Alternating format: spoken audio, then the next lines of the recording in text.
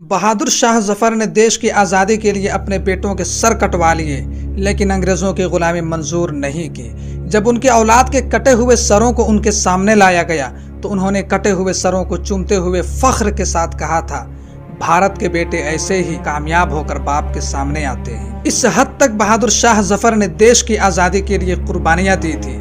तभी तो जनता उन्हें दिलो जान से चाहती थी और उनके हर संदेश को मोहब्बत की निगाह से देखती थी। 1857 ईस्वी की पहली जंग आज़ादी में जनता के नाम एक संदेश में कहा था, ऐ हिंदुस्तान के बेटो, अगर हम इरादा कर लें तो पल भर में दुश्मनों का खात्मा कर सकते हैं और अपनी जान से भी ज्यादा महबूब अपने धर्म और देश को दुश्मनों से बचा सकते हैं। इस संदेश ने जनता के दिलों पर इतना असर किया कि वो नंगी तलवारें लेकर मैदान जंग में कूद पड़े और अंग्रेजों के छक्के छुड़ा दिए। दिल्ली का चप्पा चप्पा इस बात की गवाही देता है कि इस जंग में अंग्रेजों की हवा निकल गई और बहुत सारे अंग्रेज मारे गए। जो बच गए थे वहां से भाग जाने को ही बेहतर समझा और वहां से भाग निकले। बहादुर शाह जफर के एक संदेश ने सभी धर्म के लोगों को एक लाइन में कंधे से कंधा मिलाकर खड़ा कर दिया। तो फिर आज एक दूसरे धर्म के प्रति इतनी नफरत क्यों है? आइए जानते हैं एक दूसरे धर्म के प्रति इस नफरत की शुरुआत कैसे हुई। 1857 की पहली जंग आज़ादी में अंग्रेजों ने जब ये देखा कि भारत के सभी धर्म और वर्ग के लोग एक हो गए हैं और अंग्रेजों के खिलाफ उनकी आंखों में आक्रोश भरा पड़ा है, तो अंग्रेजों को समझ में आ गया कि अब वो भारत में नहीं रह सकते, उनका चला जाना ही बेहतर है। इस तरह दिल्ली आजाद हो गई।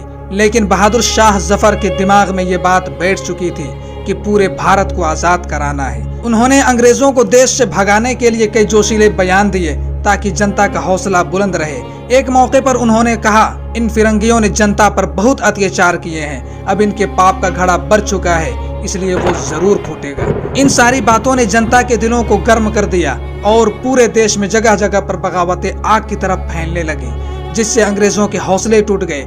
तभी अंग्रेजों को ऊपर से आदेश मिला, इस वक्त भारत में हुकूमत करने का ख्वाब भूल जाओ और जिस कीमत पर हो सके, जैसे भी हो सके, हिंदुओं और मुसलमानों में फूट डालो और उन्हें आपस में लड़ा दो। बहादुर शाह जफर ने जो एकता स्थापित कर रखी थी, अंग्रेजों ने अपनी चालों से उसे तोड़ डाला।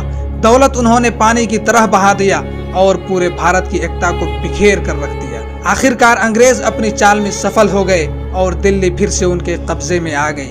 दिल्ली को खूब लूटा गया, लूट लूट कर सारी दौलत अपने देश ले गए। सोने की चिड़िया कहे जाने वाले भारत के पंखों को नोच डाला गया।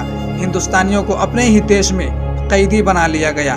बहादुर शाह जफर को भी गिरफ्तार करके दूर रंगून भेज दिया गया। कैसे उन अंग्रेजों ने फूट डालो और हुकूमत करो की राजनीति से हमें टुकड़ों में बांट दिया था और वहीं से इस नफरत की शुरुआत हुई, जिसने कल भी नुकसान पहुंचाया था और आज भी नुकसान पहुंचा रही है। नफरत की इस चादर को उतार दीजिए और एक लाइन में कंधे से कंधा मिलाकर खड़े हो जाइए, एक हो जाइए और देश को सशक्त बनाइए। हमारा देश ही हमारी जान है, हमारी जान इस पर कुर्बान है। अफसोस कि हम टुकड़ों में बट गए, जबकि मोहब्बत हमारी पहचान है।